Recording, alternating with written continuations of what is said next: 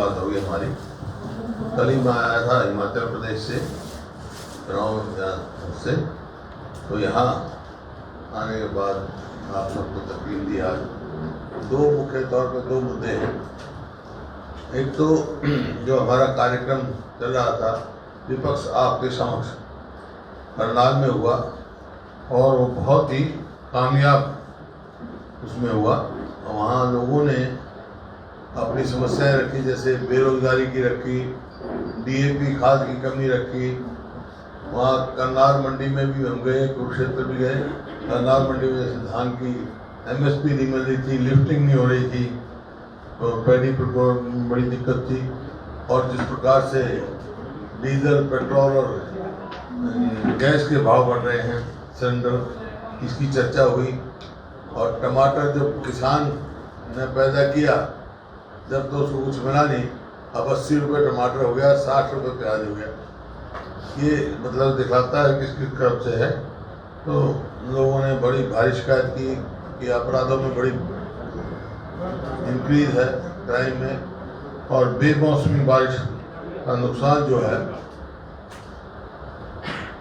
वो गिरदावरी प्रॉपर नहीं हुई और किसानों को लाभ नहीं हुआ उसका। इस प्रकार से बहुत सारी समस्याएं थी उन्होंने कहा। और विकास के नाम की कोई चीज़ करनाल में भी कोई विकास के नाम की कोई नहीं, तो सड़क टूटी पड़ी है, खड्डे हैं। तो इस प्रकार से लोग हर वर्ग हमारे को मिले, वहाँ किसान भी मिले और आपके व्यापारी भी मिले, दुकानदार भी मिले, कर्मचारी भी मिले। कर्मचारी परेशान हैं, और गरीब आदमी जैसे सफाई कर्मचारी हैं और हैं, वो सब मिले, सब परेशान। तो बहुत लोगों हमारे को स्थानीय समस्याओं का भी बहुत पता लगा, और उसके देखते हुए जैसा मैंने कहा था, इस कार्यक्रम को रखेंगे। अगला कार्यक्रम जींद में 14 नवंबर को हम करेंगे, जींद में, विपक्ष आपके सामने, और वहाँ जो आएगी वो आएगी। दूसरा, ये सरकार, आओ इधर आ जाओ बता की,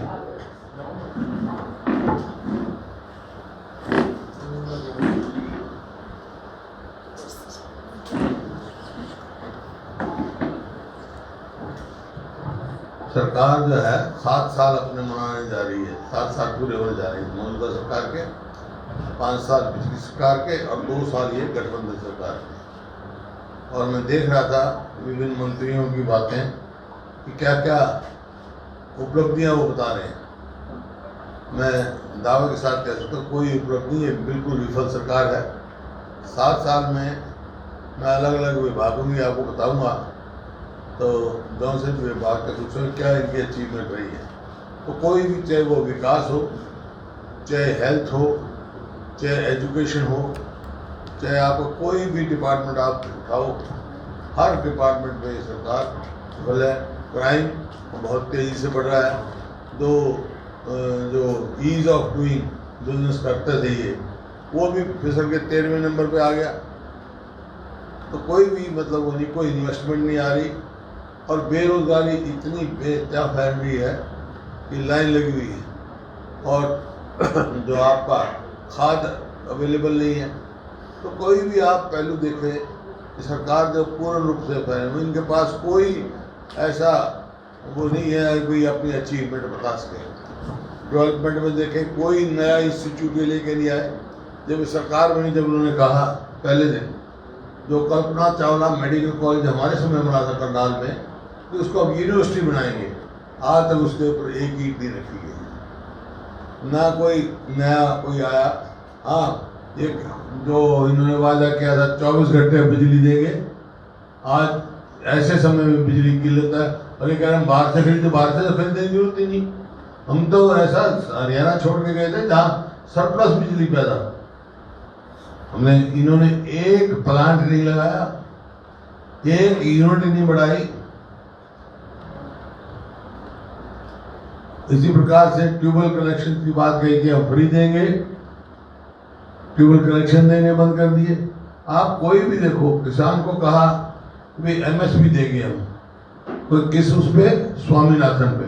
मैं इनके घोषणा पत्र भी बता रहा हूँ बात, तो एक भी घोषणा पत्र में बिंदु ऐसा नहीं है इनका 2014 और 2019 में कि जो इन्होंने पूरा किया। इन्होंने कहा 5100 रुपये हम पेंशन देंगे,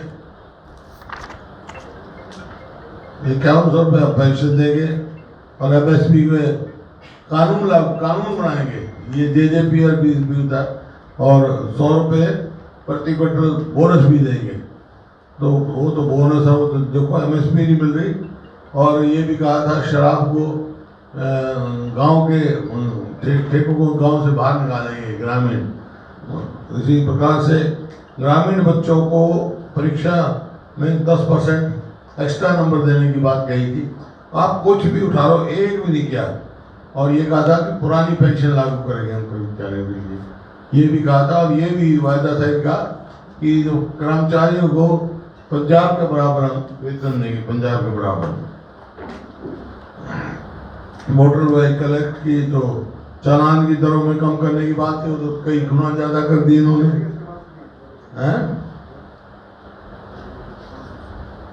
ये बहुत सारी बातें हैं इनके वायदे से कह रहा हूँ, जो इनके JJP के वायदे हैं, BJP JJP के।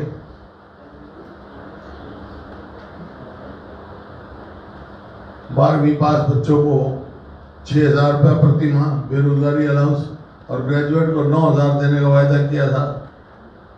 इसी प्रकार से कहा था 2 एम्स होंगे, वो एक एम्स कहीं कभी नींव का पत्थर इधर रख देते हैं, कभी उधर रख देते हैं। कोई IIM, कोई ऐसा कोई NIT या ऐसा कोई भी एक इंस्टीट्यूट लेके नहीं आए, कुछ को ये कैश के नाम जरूर बदला। जैसे YMC यूनिवर्सिटी हमने रखा था, YMC की यूनिवर्सिटी का दर्जा दिया था, उसका नाम बदल दिया जो उन्होंने रखा और किसी नाम से रख दिया। और लैपटॉप देने की बात कही थी 10वीं और 12वीं वालों को। इस प्रकार से आप कितने ही करो, ये जो गेस्ट टीचर थे उनको रेगुलराइज करने की बात कही थी। और जो मतलब ग्रामीण जो चौकी वो सफाई कर्मचारी थे उनको पूरा रेगुलर करने की बात कही थी और 15,000 रुपये देने की बात कही थी महिलाओं को। तो कोई भी आप देखो,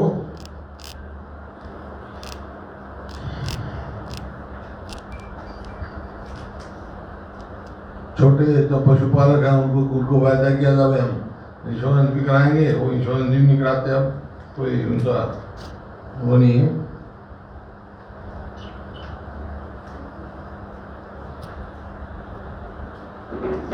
सात साल में ना कोई नई रेलवे लाइन, ना कोई बहुत बड़ी सड़क, बल्कि जो खुद गई थी नहर दादूपुर नलवी, उसको उल्टा कर दिया। ये जो नेशनल हाईवे बन रही थी जो सोनीपत से UP से होकर उधर जा निकट राजस्थान बॉर्डर तक, उसके बारे में मुख्यमंत्री ने स्वयं पत्र लिखा कि हरियाणा को रोड की जरूरत नहीं। पहली सरकार होगी पूरे देश में जिसने नेशनल हाईवे को ये लिखा होगा हमारे को रोड की जरूरत नहीं। मेरे पास दोनों पत्र हैं। उसके जवाब में गडकरी उस टाइम मंत्री थे, उन्होंने कहा ठीक है भाई 1000 करोड़ हमारा खर्च हो चुका, आप जमा करा दो। फिर जब वो जाके रोड कहीं बनी है नहीं, UP से है नेशनल हाईवे नंबर तो मेरे को याद नहीं, इधर से आती UP से आती है राजीव गांधी एजुकेशन सिटी के साथ, और इधर भिवानी और राजस्थान में जाती है। नहीं कोटपति वाली दूसरी है वो तो। ये हमने मंजूर कराई थी 2013 या 14 में।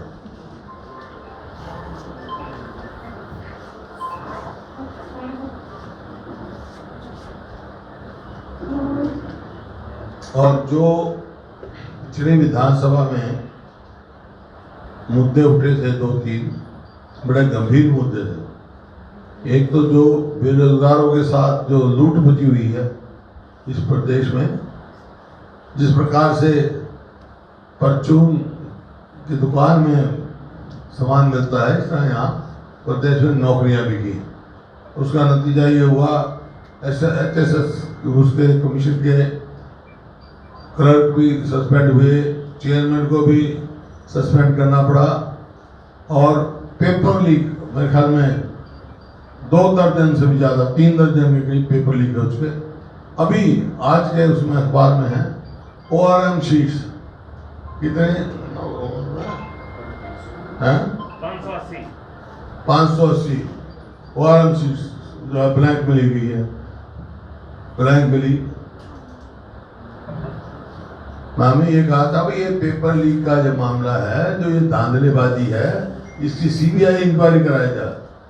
पता नहीं क्यों संकोच करती है सरकार, किसको संरक्षण देना चाहती है, किसको बचाना चाहती है।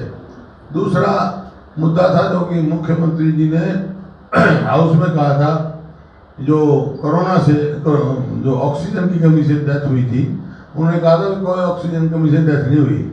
मैंने कहा था इसके लिए हाई लेवल कमेटी बनाई जाए हर जिले में, और उन्होंने कहा था मनाएंगे,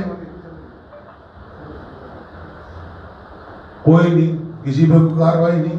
इसके बाद जितने घोटाले हुए हैं, जिन पर भी इन्होंने SIT लगाई है या कोई इंक्वायरी बिठाई है, किसी की रिपोर्ट आज तक उभर के नहीं आई। चाहे वो शराब का घोटाला हो, चाहे रजिस्ट्री का घोटाला हो, चाहे धान की खरीद का घोटाला हो, चाहे नौकरियों का घोटाला, कोई भी मतलब जहाँ भी कहा कि हम SIT बनाएंगे, लेकिन कोई भी, आपने देखा प्रकाश सिंह कमेटी बनाई थी, उसकी भी रिपोर्ट मेज के नीचे है, असलियत बाहर नहीं आ रही। कौन दोषी है जो प्रदेश को बर्बाद क्यों हुई, प्रदेश बर्बाद क्यों हुआ उसमें। तो इस प्रकार से जो 7 साल, 5 पहले और 2 गठबंधन सरकार के जो सरकार के है,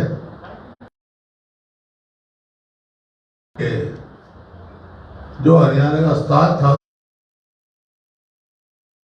2014 में, चाहे वो शिक्षा हो, हेल्थ में देखो, हेल्थ में दिखाना भाई कौन से नंबर पहुंच गई है।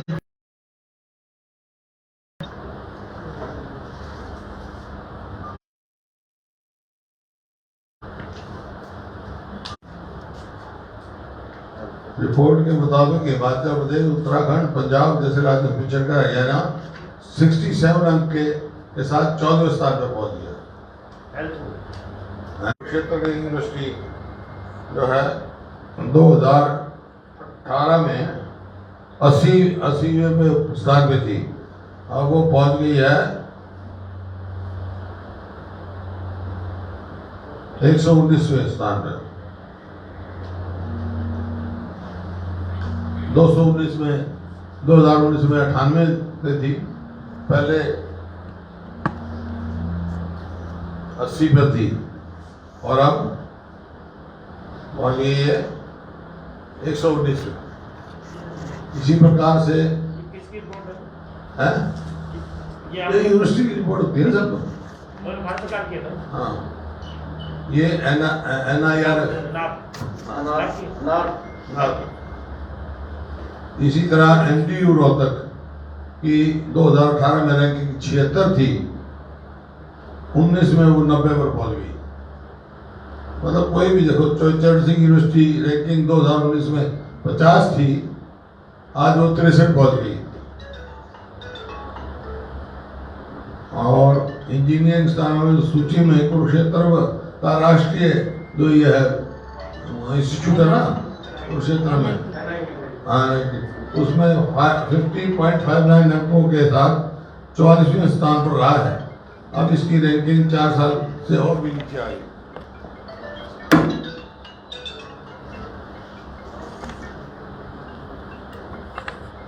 और 2020 में स्कूल शिक्षा विभाग के आंकड़ों के अनुसार 1ली से 12वीं तक विभिन्न श्रेणियों के शिक्षकों की 34,850 पोस्टें खाली हैं।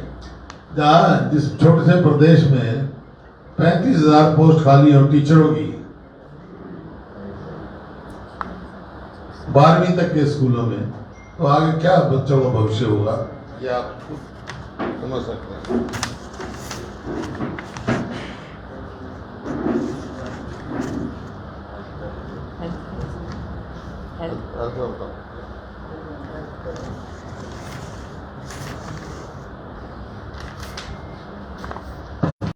हेल्थ का जो है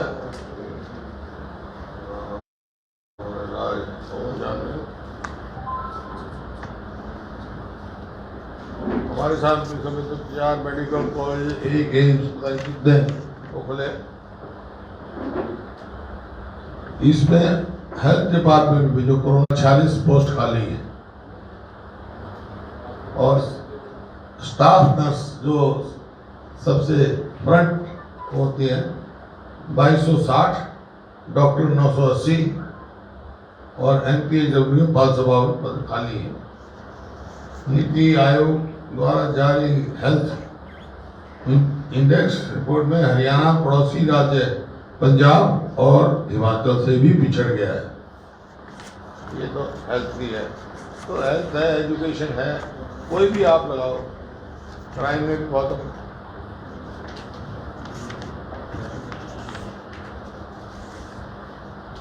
चलो तो ये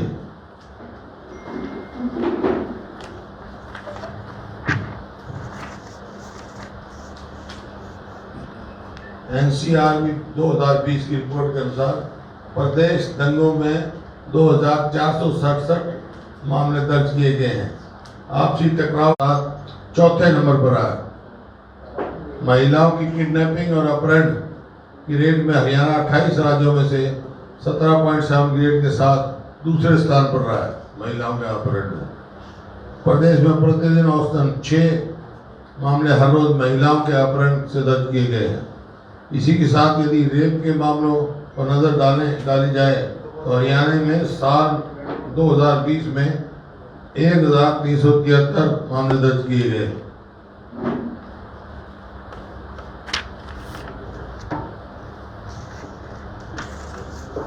अगर रेप रेट की बात की जाए तो प्रदेश 10 की रेट के साथ 28 राज्यों में दूसरे स्थान पर है हमारा प्रदेश। नशे की ओवरडोज और नार्कोटिक्स के मामले में हरियाणा लगातार कई राज्यों को पीछे छोड़ता जा रहा है। इस प्रकार से क्राइम बहुत तेजी से बढ़ रहा है और ऐसा प्रतीत होता है यहाँ कोई सरकार नाम की चीज़ ही नहीं है, कोई मतलब किसी चीज़ की रोक टोक नहीं है।